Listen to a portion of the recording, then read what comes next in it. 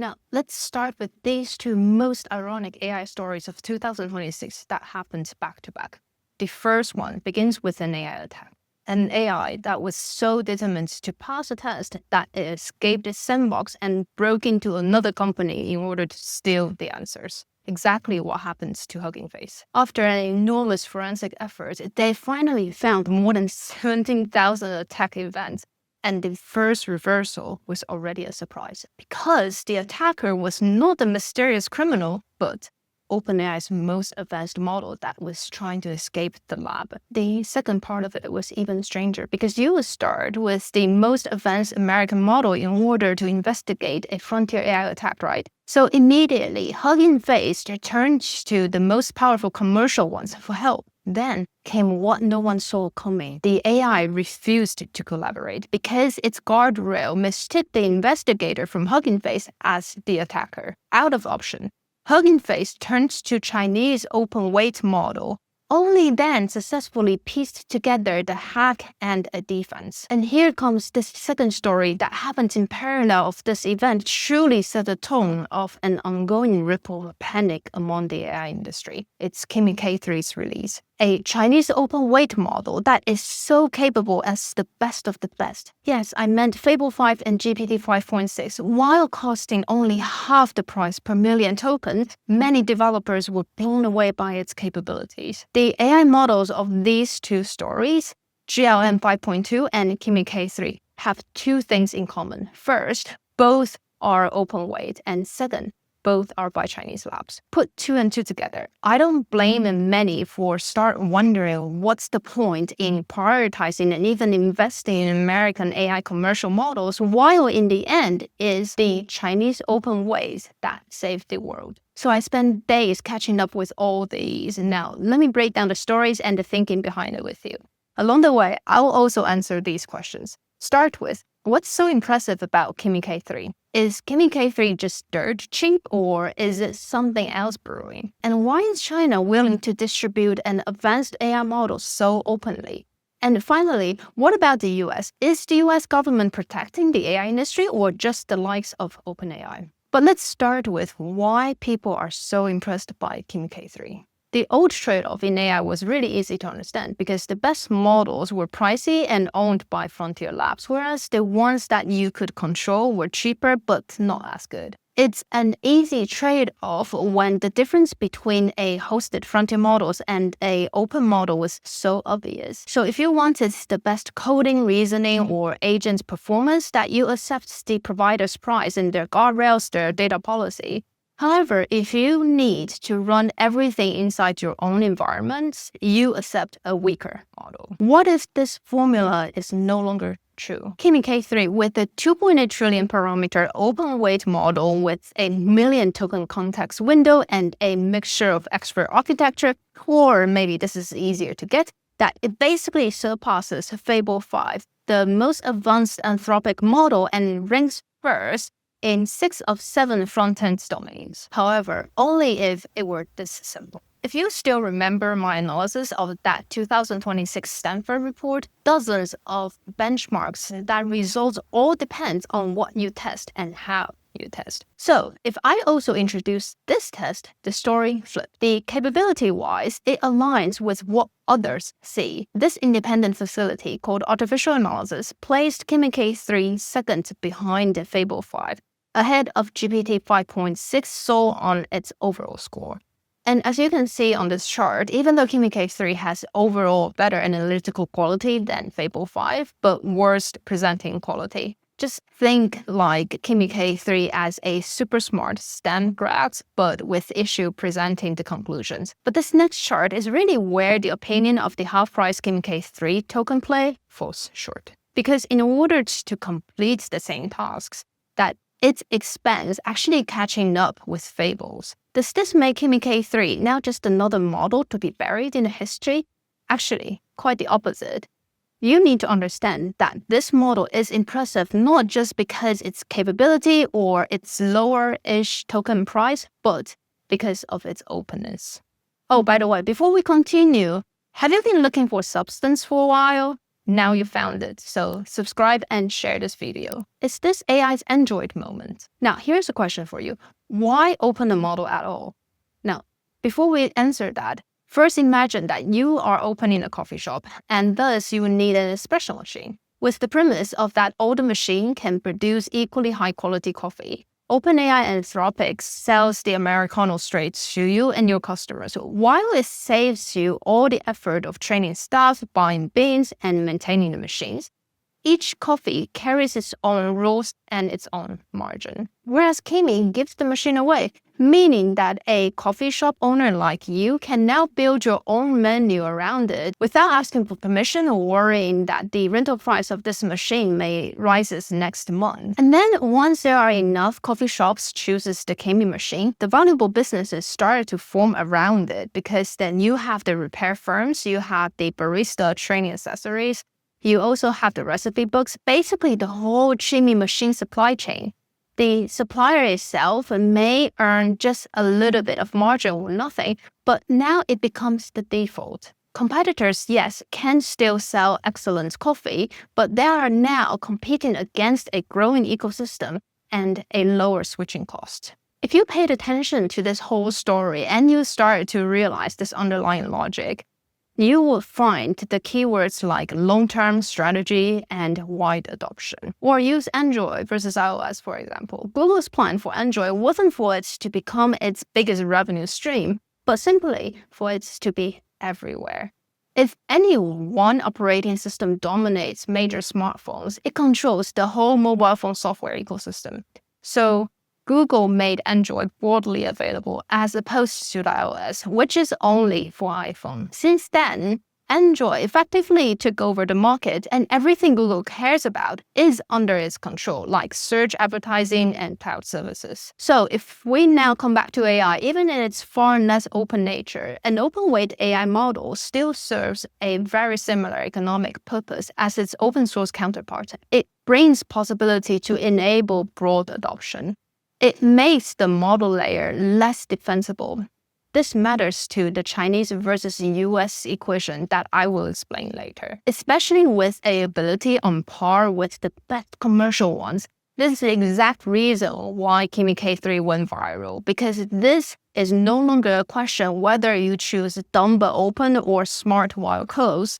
That Kimi K3 is smart and open. A model that gives you the freedom. As I explained, in a closed model, the divider has the rights to choose where the model runs, can refuse your request without any explanation, can also keep your data for research purpose, and of course, changes the price tag on the tokens. If you still remember the Hugging Face events that I mentioned earlier, it first tried commercial frontier models to solve the attack, yet it blocked the work. The guardrail of the commercial models really could not tell the difference between a defender from an attacker. Only later was the issue resolved with an open-weight one. So an open-weight is effectively more yours than a closed one could ever be. Yes, you would take on the operational burden, but you do also gain choices. Developers will be less depending on OpenAI or Anthropic for every request and won't be affected by the price change. And the more that everyone builds around one open-weight model for its supporting libraries, patterns, or harnesses, etc., the more the industry will settle on it. And it will mean that for many, Kimi, rather than OpenAI or Anthropic, will become default. And this is exactly the strategic logic to open up an AI model. That said, open-weight aren't just simply a discounted version of a closed one. Applying them well or poorly, both change the buyer's position in their value chain. And more importantly, this one thing that most people misunderstood is that it's not just different from open source. It's also not free and not necessarily equal to cheap. Regardless, GLM 5.2 was useful because Hugging Face could deploy it locally and with their own rules. So Kimi K3 basically promises the exact same option, but at an even more impressive capability level. You likely have noticed it by now that all the recent open-weight story are also somehow the Chinese versus American models story.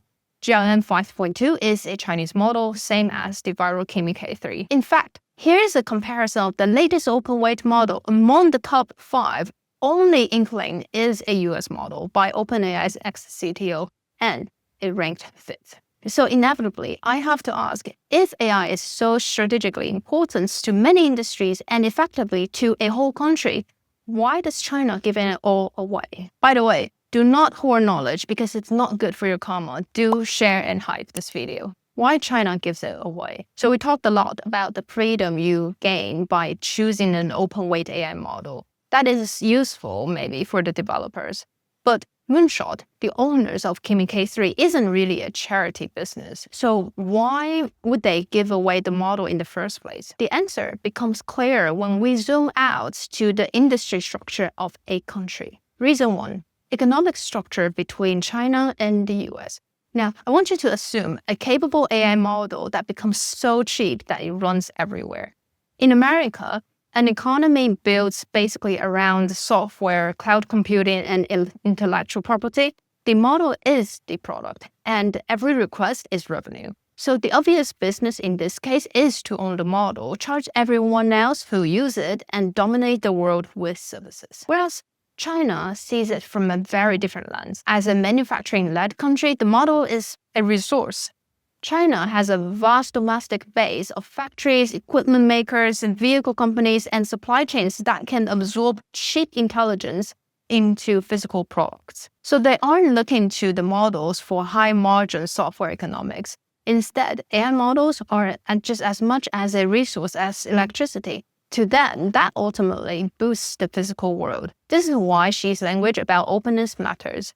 Pretty much the same time as what happens to Hugging Face and the release of Kimi K3, in the July 17th speech, Xi called for open source, openness, collaboration, and sharing. And here's what is even more important for us to understand the dynamic. That's where he placed AI, moving from digital world into the physical world. Since the objective for China here is to get AI into factories, machines, vehicles, and robots for as quickly as possible, the more widely models are distributed, the more companies can start leveling up their hardware to the applications that were previously unthinkable. So China benefits more if intelligence becomes an affordable input across the whole physical economy. And of course, here is also the byproduct advantage, distribution. You probably understand AI well enough to know that Chinese AI companies do not have the same reach through consumer-facing American platforms like ChatGPT or Claude Code. However, as I just covered, the open-weight provides a way around this disadvantage. If enough developers use it, the company behind the model can influence the ecosystem around it. And it all begins with the market share, and that's what is happening. And thirdly, there is a less obvious layer to this, the model bias. One thing you need to understand is that when a model is widely adopted, it exports more than just technical capability. An AI model is never a neutral tool. Its maker already have decided its native bias by training and the data it ingests. So there are rules about which requests the model should deny and how it frames certain sensitive topic and how it behaves. So openness becomes a way to export norms and culture presumptions. That said, none of this means that Moonshot is giving away its entire business. By having open-weight models expand their distribution, they do also offer paid products. Moonshot still provides hosted APIs, subscription, or enterprise contract, and manages service. Considering most companies do not have the resource and the capability to operate a 2.8 trillion parameter model themselves, so it will also get paid to handle the hardware scaling and update of security and maintenance. Until now, you see at the state level very good reasons why Chinese want advanced models to spread through the economy as wide as possible. And at the company level, that Moonshot uses the open models to attract attention and adoption, and then monetize the customers who want convenience.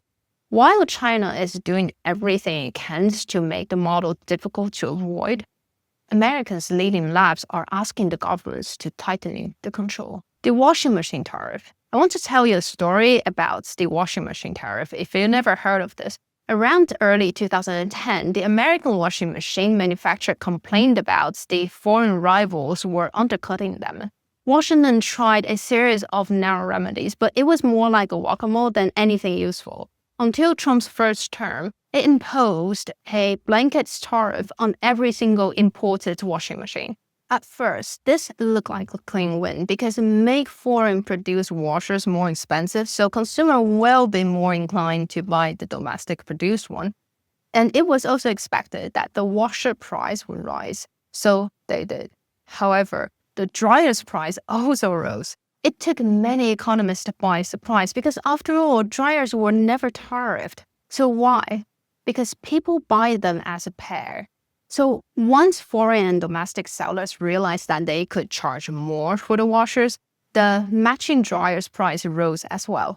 This is a fascinating case in many ways. First and foremost, in how policymakers tend to overlook the complexity of how a policy could really impact an industry. So in this washer's case, protecting one producer can really make the entire industry more expensive. Now, we bring the focus back to AI. Who is the US government really protecting? Anthropic and OpenAI are the model suppliers that many default to, but the AI industry is so much bigger than just these two. You need to think the whole software, hosting, robotic, just to name a few. So if policy makes those inputs more expensive, harder to access, or requires to follow the standard that's set by a few individuals, it easily ends up protecting the model suppliers while weakening the whole industry. And this is exactly what's happening in the US. Yes, Altman and Amodei aren't proposing a tariff on foreign AI models, but there are shared consequences just as if they did. Both advocated rules that would make frontier AI a more tightly controlled industry, especially through license, mandatory safety testing, and potentially blocking unsafe releases. These may have legitimate safety justifications, but that's not what I'm opposing today. But I'm asking this as an economic question. Who can afford to comply with these rules? Following policy implies cost. Not everyone has the funding to keep up with those requirements. A $50 million compliance operation, like lawyers, like testing procedures, government relationships, and so on, is manageable for OpenAI. However, it could kill a company whose entire funding is $50 million, which means a small model developer or an open weight project or new companies could die just because of this. Even though we know that the rule is written in neutral language, the economic impact favors the companies that are already large enough to satisfy it. Many Americans may believe that it is protecting the AI industry and the users. However, in reality, it's shielding incumbents from competition. An alternative is to allow model providers to compete more aggressively. Even though this certainly makes life harder for Anthropic or OpenAI, it means the task is to set AI safety rules that protect people without making compliance so costly and burdensome that only the biggest lab can meet them. Oh, before we continue, if you learned something that your AI assistant didn't tell you, do subscribe and share. And this is exactly why Kimi K3 landed so hard to a lot of people in this industry, because it raises a question that US policy has been avoiding. Does it want to protect its leading model companies like Anthropic or OpenAI or does it genuinely want capable AI to spread as widely and as possible through the rest of the economy? For a while, those goals seemed aligned. But now, an open weight one that is as capable as Fable 5 and GPT 5.6 forces its hand. Well, I hope you enjoyed this one. Do subscribe and share and watch this one next.